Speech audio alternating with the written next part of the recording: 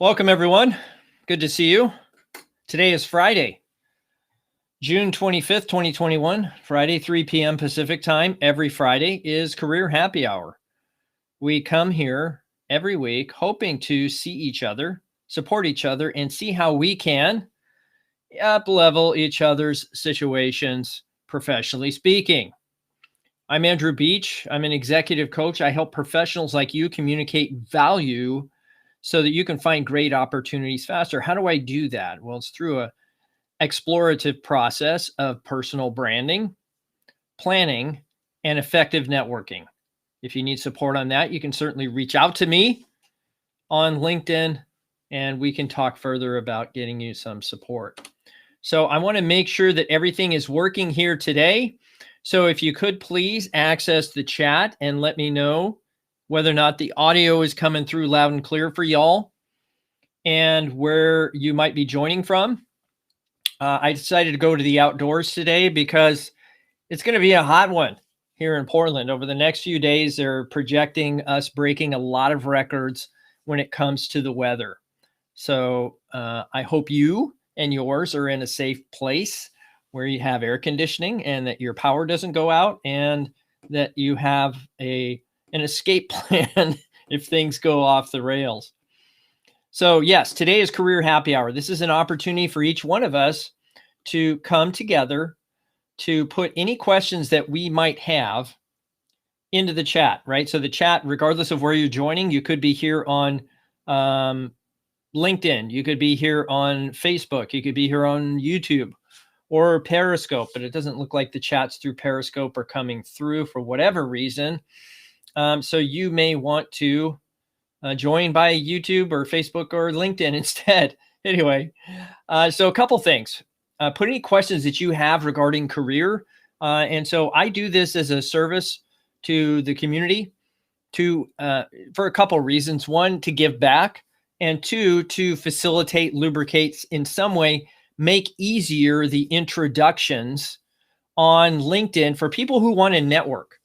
And so if you put your LinkedIn profile in the chat, it's an admission.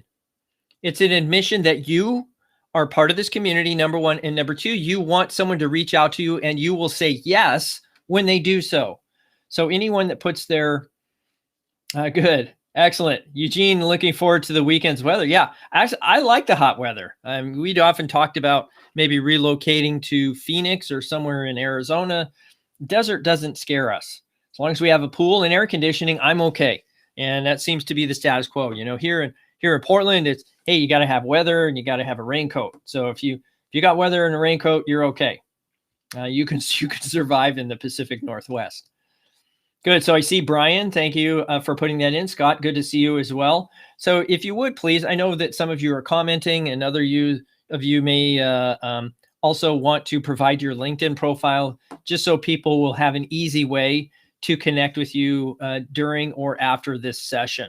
It's just a great way to get connected and to facilitate these network conversations. Also, little known fact, but in every platform that you might be joining from, there is a little link in the description that will allow you to come on live.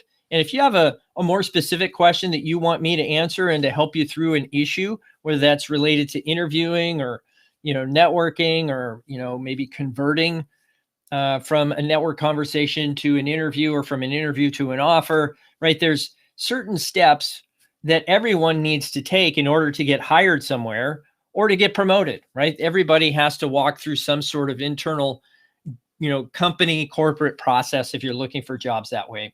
If you're looking for sales opportunities, right, to sell your product or service, then that might be different. You might have a different approach there. But you can get live coaching. Just click that link. It's in the description, whether you're on any one of these platforms. And if you would, please, it would be really helpful and appreciated to me if down below you'll see a little share link, regardless of which platform you're on, and share this out to your different social networks, whether that's Twitter or, Facebook or whatever. Just make sure people know that this exists, that every Friday we'll be here 3 p.m. Pacific time, and we will have an opportunity to get support regardless of how we're going through this process. Now, so there's something that has, and so by the way, just so you know, you may be coming here from different walks, different backgrounds, and everything that I present here on Friday is my own perspective. It's not in any way associated with any company that I may be affiliated with. So let's just get that disclaimer out in the open. So an interesting thing happened to me this week, and I mean, I've kind of, how would you say it? Let me make sure I'm putting my words in a proper way. I was approached by a recruiter being not somebody inside a company like internal talent acquisition, but an executive search firm. Let's call it executive search firm, Brand X. They reach out to me saying that they got a confidential recommendation that I would be a good fit for a role at a company. I was really flattered and I appreciated that. And so I ran through an initial screening interview with that company. And lo and behold, I get through the other side and radio silence. And, you know, I've had this happen to me before, so it wasn't anything surprising. And I've often counseled my clients, my candidates, the people that are also looking for opportunities in the same way, is that, you know, the process is what the process is. You have to follow up on the process and you don't control the timeline. So that's what I did. I just gently, every so often, just pinged the recruiter, the executive search firm, and asked for an update. What's going on and how's this going? What are the next steps? Turns out they had a preferred candidate that was identified early on, and they were just trying to find maybe backup candidates to fill out the talent slate for that particular role. And so they wanted to have somebody at the ready if there was a preferred candidate.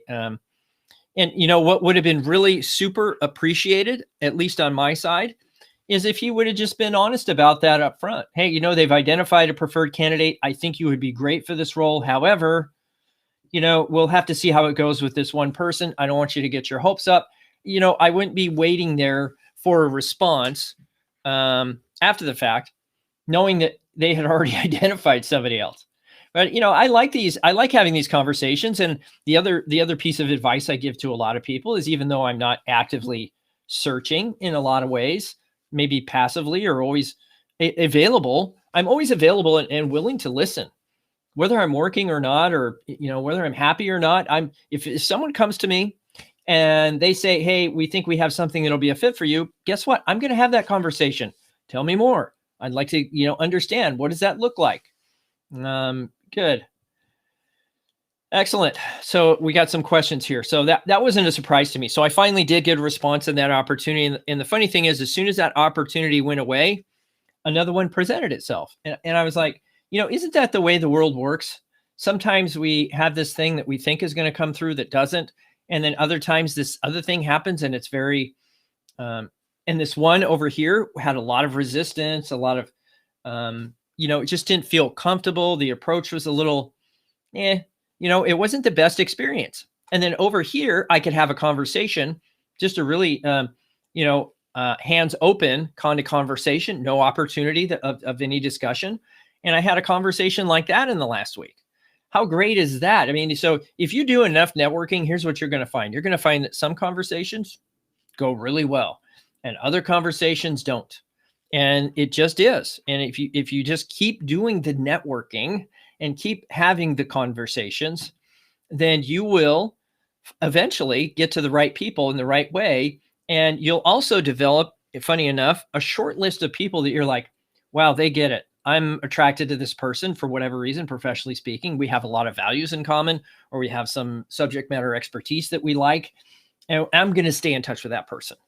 And that's, you're going to get a list of people like that if you're doing the networking. Now, the thing is, you have to be open to both of those conversations happening. It's a reality.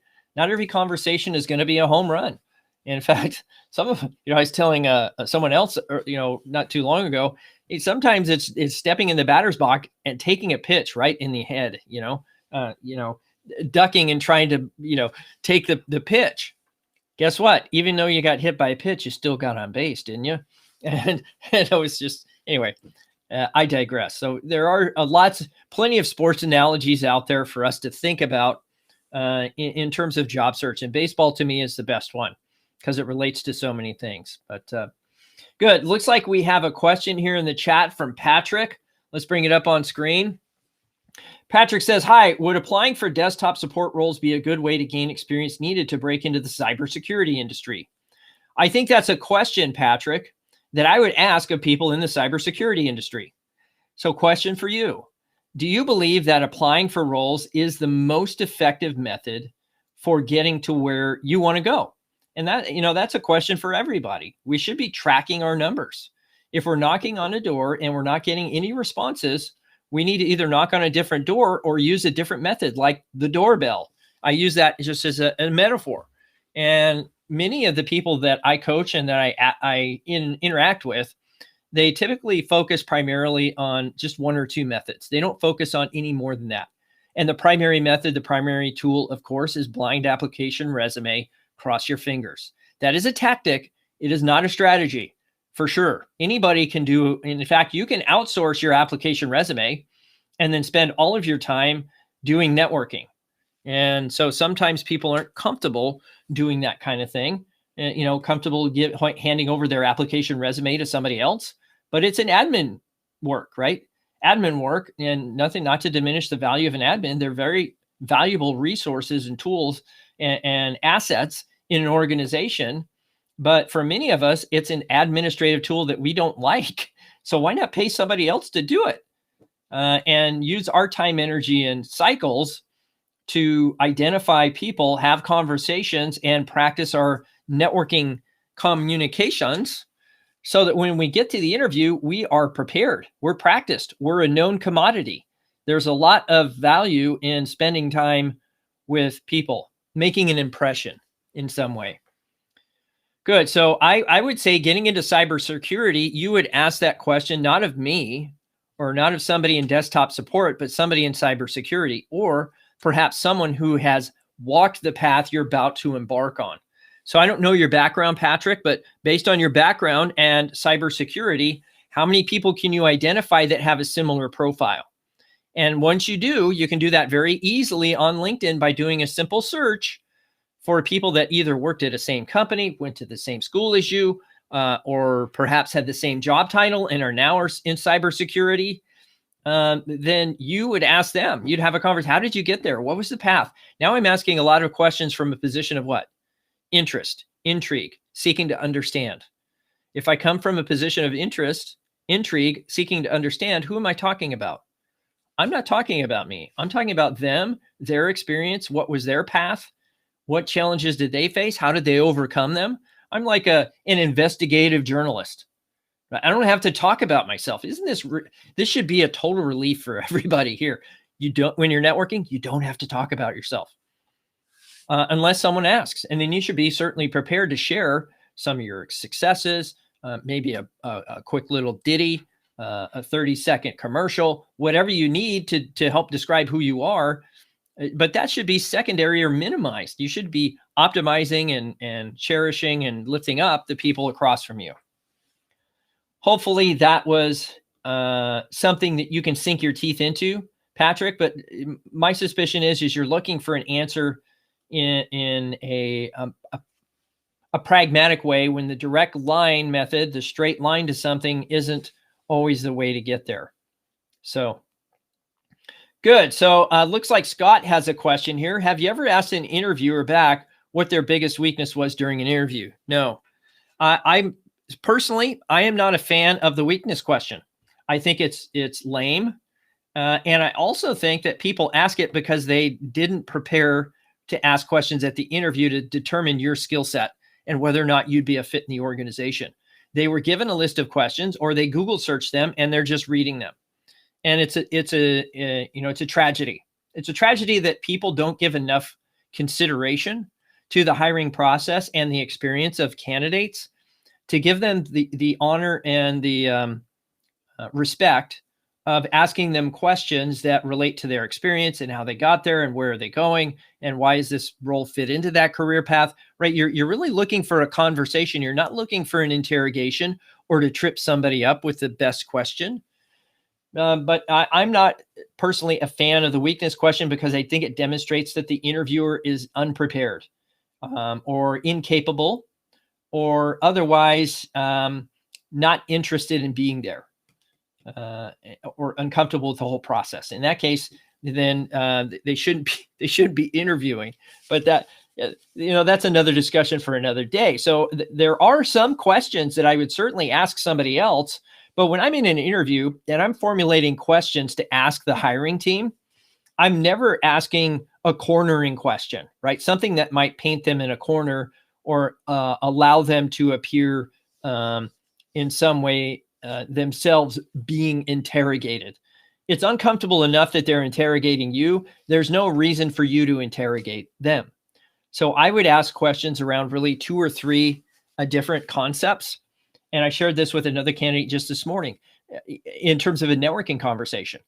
If you think that networking and interviewing are 2 different things, you're wrong. The only difference is that there's a position tangible for which you have applied. That's the only difference. I've seen people get filtered into hiring process after a network interaction, right? They were just filtered right into the hiring process. When did they drop off their resume? After the day they started work, they had to fill out an HR file.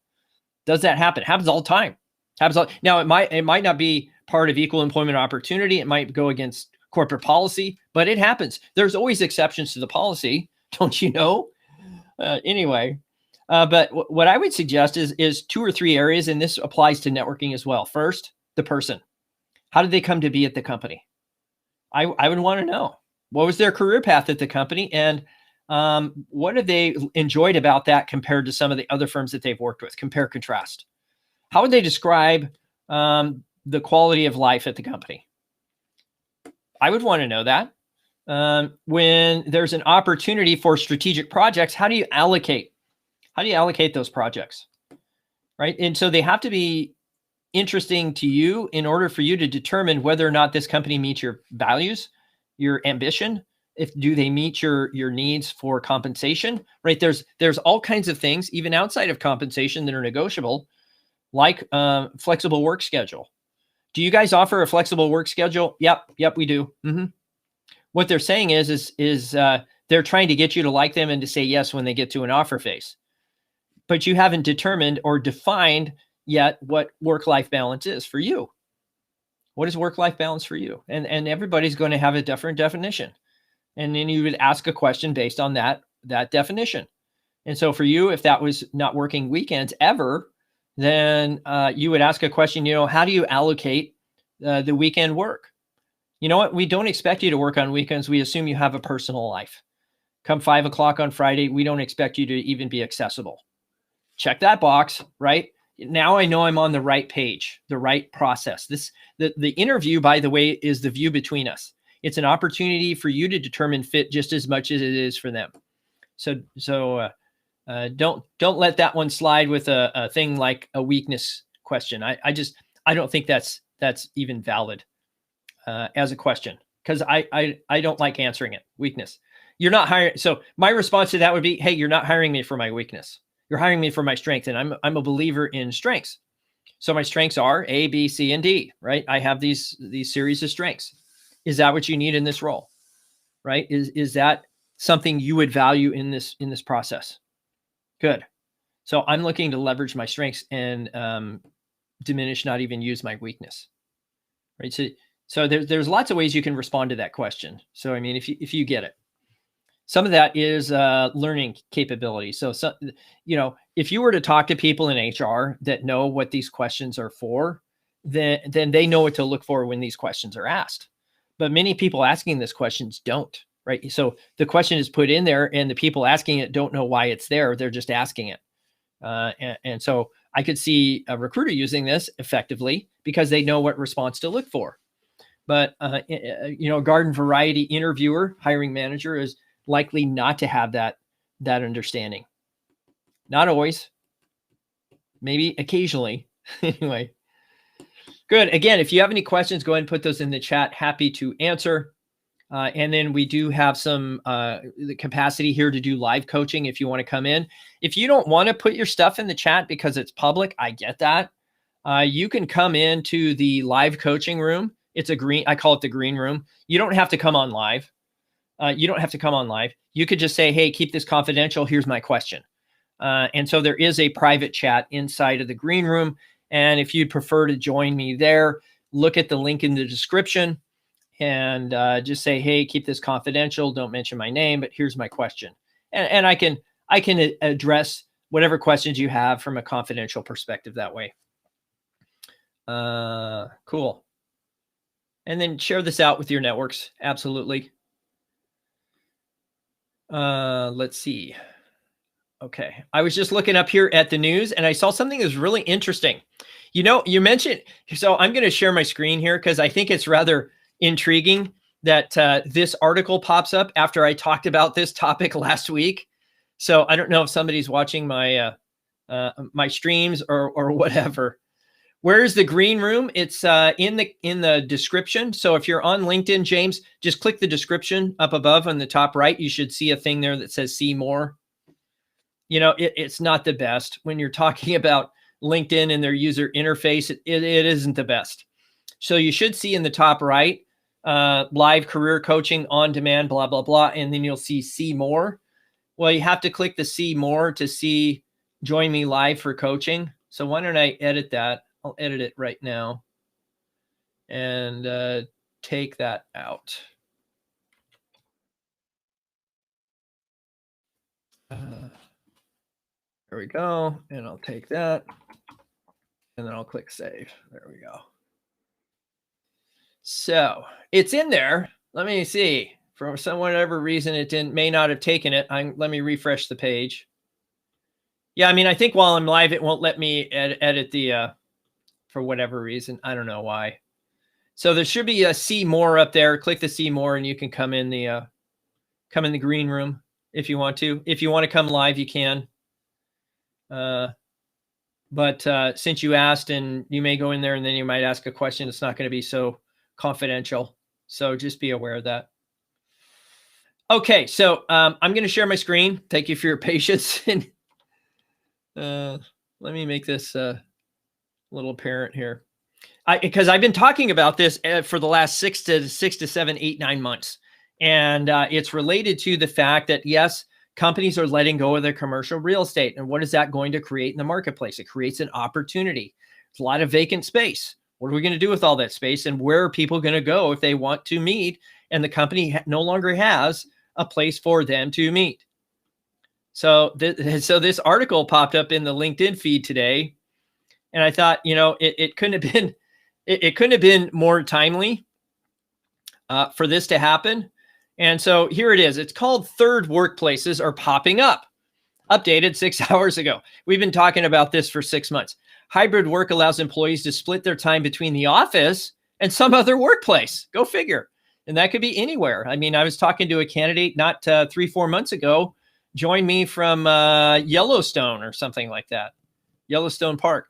But who said it has to be their homes? It doesn't. Over the last year of remote work, third workplaces have become workers' go-to spots, including coffee shops, co-working spaces, and even hotels. What have I been talking about for the last 6 to 9 months? Anyway, or more. These alternative work environments, you can go back and look at the old live streams anyway. And so here's the thing. This is these alternative work environments are not new, but they're gaining popularity because they help with work-life balance and are mostly distraction-free. That's partially true.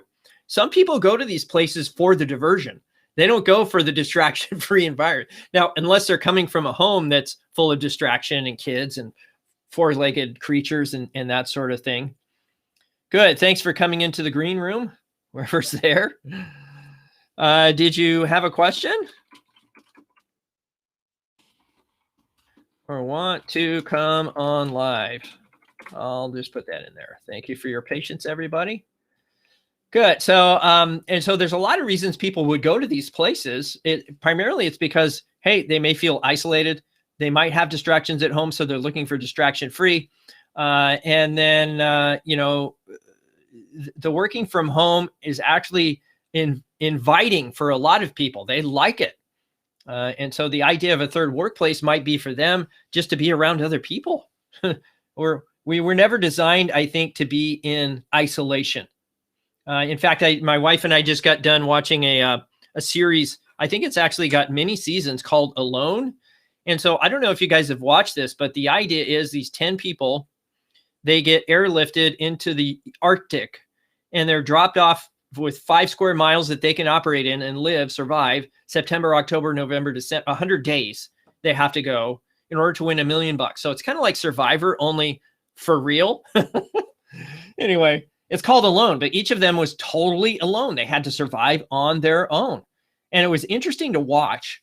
It was interesting to watch the mental and emotional breakdown of these people. Their mental capacity often gave out long before their physical capacity. And, it's funny how many of us can rationalize decisions that way, one way or another. But these third workspaces, I believe they provide an advantage in terms of providing variety, interacting with people, etc. Let's see. Overcoming pandemic brain. What's this all about?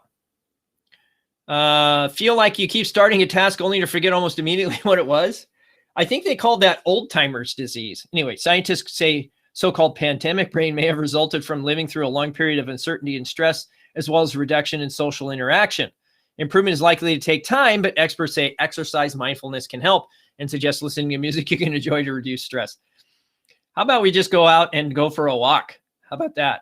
And I don't know if that's pandemic brain. That's definitely not very scientific. Anyway, how happy people start their day. I don't need to know about that. Over 150 missing condo. That's such a tragedy in Miami. God bless. Pray for those people in Miami. What to do about lying employees? Well, you can fire them. That's an easy one. Anyway, the other one I keep seeing, interestingly enough, I'll stop sharing my screen here, is the big resignation. What did they call it? I saw it just the other day. The Great Resignation. So I think we've been talking about this for several weeks now, not too long, about the idea that all these people are going to start quitting their jobs. And I don't think that's anything new. There's turnover in every industry. Some people likely are staying too long because of the uncertainty. They have been reluctant to leave because they appreciate the job that it's had, bird in the hand, if you will. But there's a lot of motivations for wanting to quit something. And we talked about this last week. It's about time people took active roles in their career. And often they're allowing their career to drive their decisions rather than them driving their career. So the career is driving the people, not the people driving the career. So it's like, okay, who's actually in the driver's seat then? So the idea of these, what do they call them? These great resignations, if you will, has led me to an article by the World Economic Forum saying, hey, 40% of employees are thinking of quitting their jobs. And, I think this is fine. And people can quit their jobs.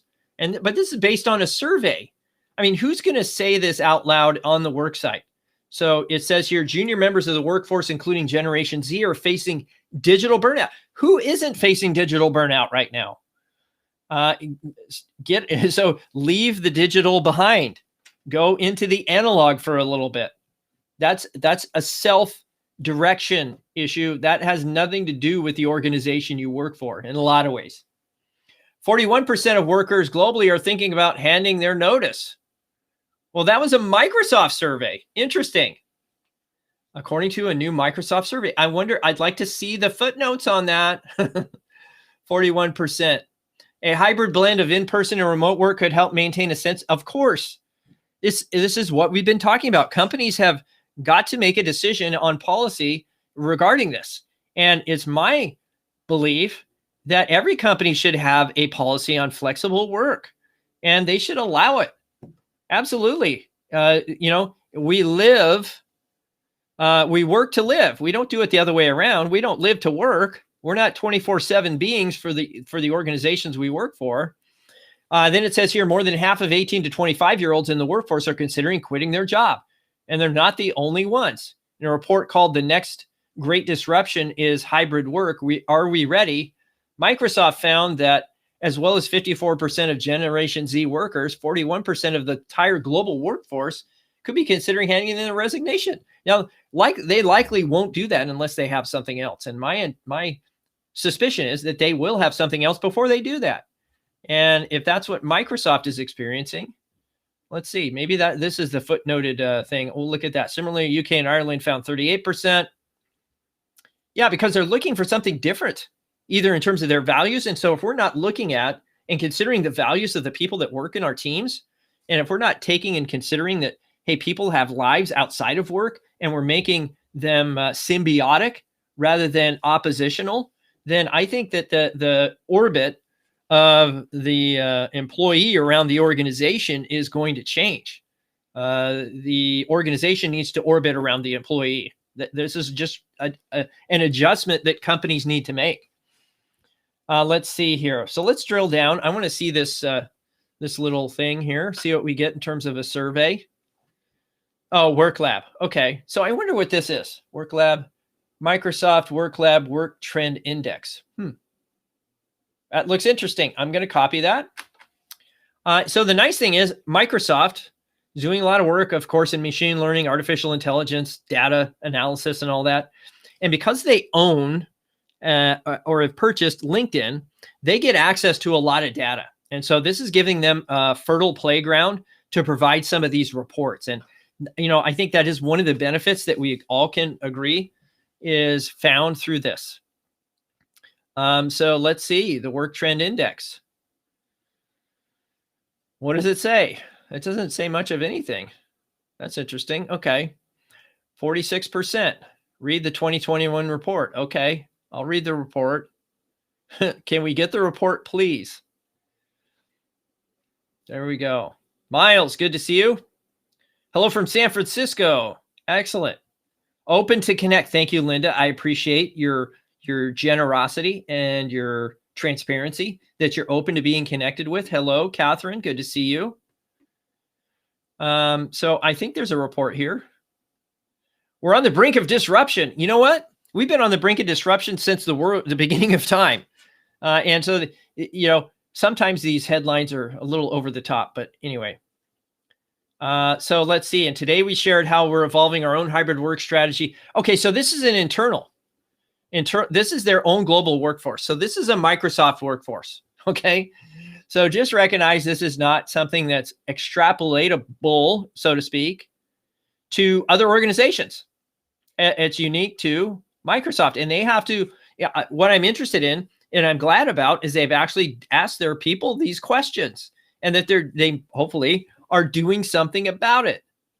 Flexible work is here to stay. I would agree with that. Now, that doesn't mean that it's all about you and your flexibility, or it's all about the company and their ability to be flexible to you. You need to be flexible with the company as well. There needs to be a give and take, a shared interest there, because employees that are considered flexible are also considered expendable. So there's two sides to this coin, folks. If you're not contributing value and being present with the organization, given the current situation, then you're likely might be on the way out. Okay. What else do we have? Hybrid work is inevitable. Well, I don't know if that's true or not, but leaders are out of touch with employees and need a wake-up call. I don't think that's true. I think people are, in general, are out of touch. It's not because their leaders are out of touch. It's because everybody's been out of touch and they're in situations they've never been in before.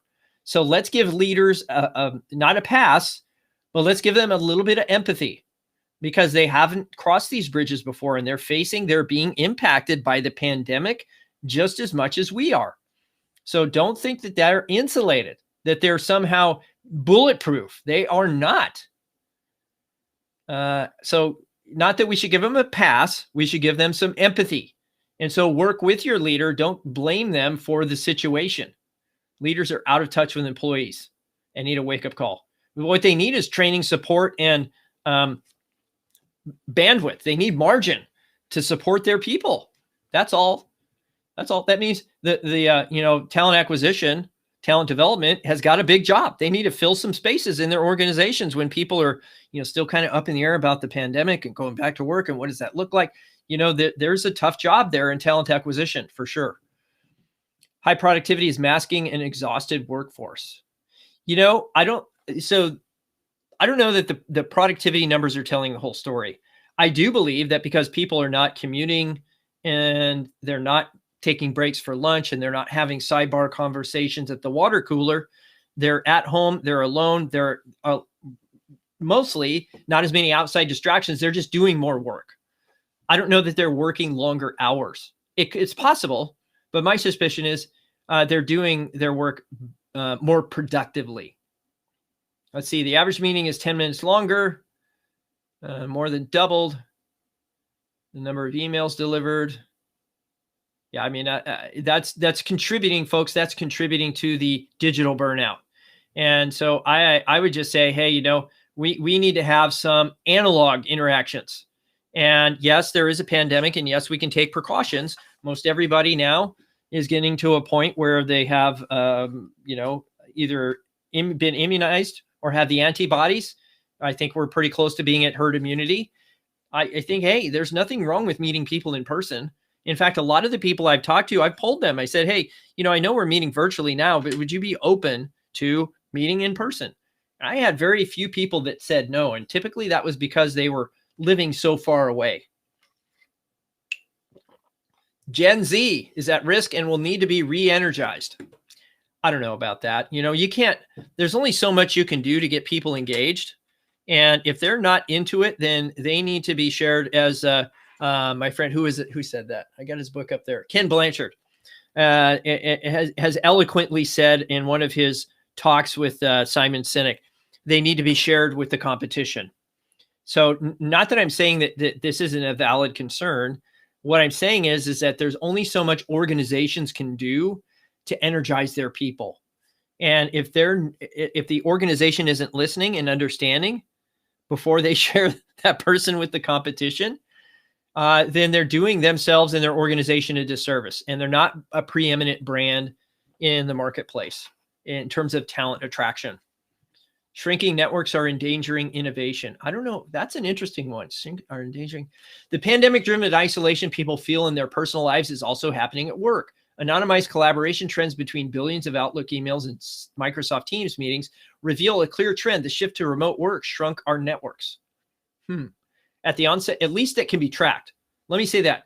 It shrunk the networks that can be tracked, meaning what Microsoft is tracking here is they're tracking how many interactions you have with different people. And that's just a measurement. It's not, it's a symptom. It's not a cause. And so my suspicion is that people are doing networking in different ways. They may not be doing it on Teams or through Outlook. They might be doing it in person or on the phone or through text message. And those are not things that many organizations are tracking. So I don't believe, maybe internally in an organization in terms of OD, organizational development, that may be true. But that doesn't mean they're not texting people or doing FaceTime or using different technologies. So I don't know that that's accurate. Authenticity will spur productivity and well-being. Well, I think that's generally true. Let's see what else we get here. Talent is everywhere in a hybrid work world. Yes, that is true. And I think that's good, but I don't think it's great. What do I mean? Well, I think there's still a need for people to be near each other. There's different energy. There's everybody has an aura. I don't like to get into the mystical, but the idea is everybody, I believe, has a spirit or an aura of some kind. And then when you're close to other people, there's interaction, there's electricity. It's I think indisputed that does happen. So the idea that hybrid work is here to stay and talent is everywhere, yes, that doesn't mean you can still operate as effectively as a high-performing team dispersed. It means that you may have to come back together for a little bit and then go back out. But I would say, and this is what we talked about in the other topic today, is these third workplaces. These third workplaces could be 4 times a year, you all fly to, I don't know, one week you fly to Vegas, another week you fly to Orlando, or 4 times a year you get together as a team and you interact as a team. And I think that would increase people's engagement, knowing that, hey, I get to fly somewhere cool. I get to maybe stay up in a hotel. The company's not paying for real estate, so this is an expense they can incur. They may not be able to, expense it the same way, but that, there's not always a direct correlation between expense and return on investment.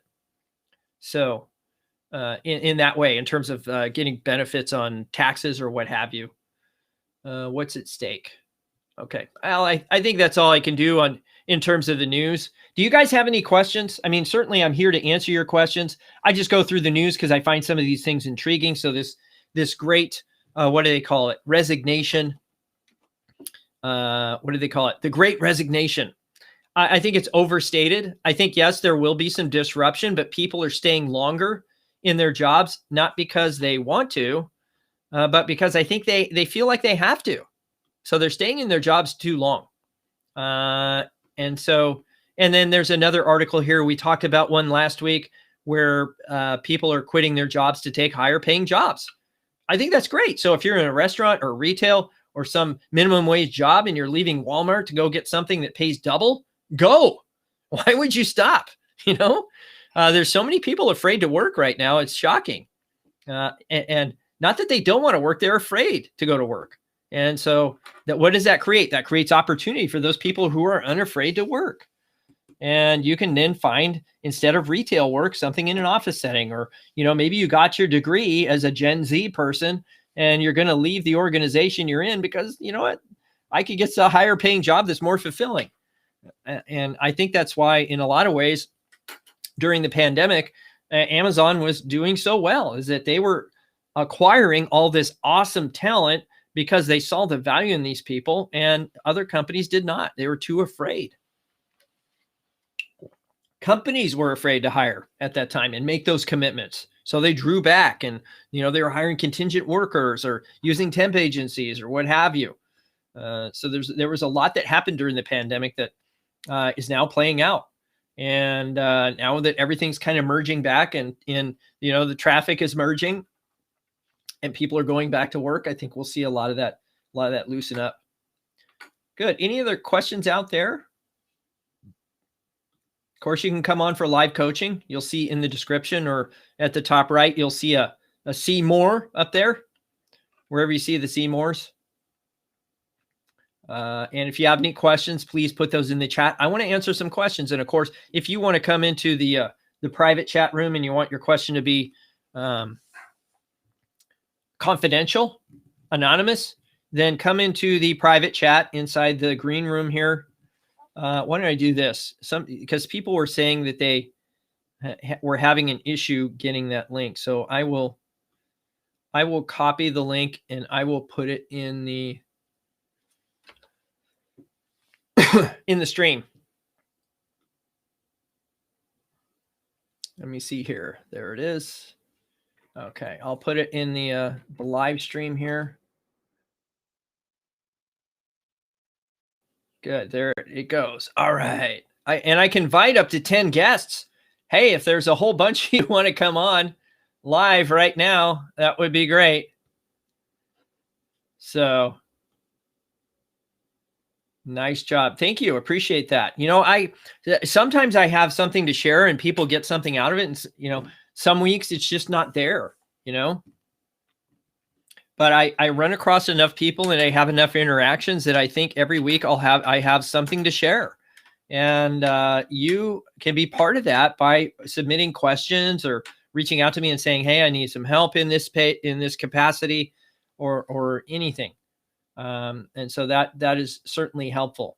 Occasionally, also, I do some LinkedIn profile reviews.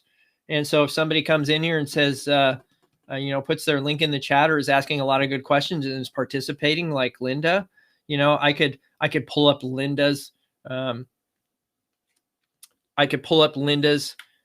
profile and just walk through it and give her some feedback.